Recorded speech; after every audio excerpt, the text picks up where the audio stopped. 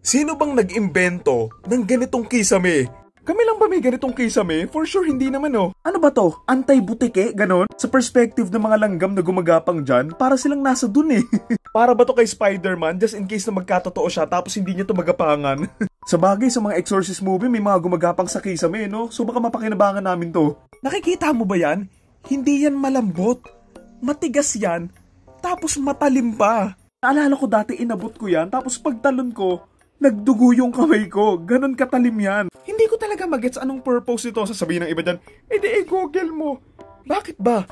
Gusto ko ng mystery sa buhay ko eh. Ang problema lang kasi ngayon sa may kisame ko, alam ko kasi may problema na yan, so may chance na malaglag yan. So knowing na matalim and lagi lang naman ako nasa bahay, everyday I'm living in fear na baka ma-final destination yung ulo ko sa kisame na yan eh.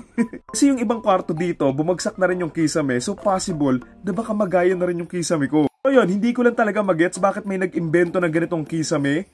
Hindi naman siya magandang tignan. Hindi naman aesthetic. So ayun na nga, sinearch ko, yung tawag pala sa ganitong kisame, popcorn ceiling, kasi pwede mo yung kainin habang nanonood ka ng movie. The joke na.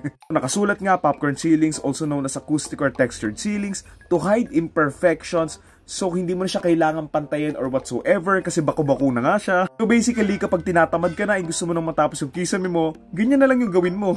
Nakasulat din, it helps eliminate echo in a room, so hindi ko alam kung gaano yung ka-effective, pero sige. So yun lang, kapag nagka-budget ako, baka ipaayos ko na rin naman yun. Kasi hindi na nga siya safe. And sa nag-imbento ng ganitong kisame, sana hindi masarap ulam nyo. Thank you.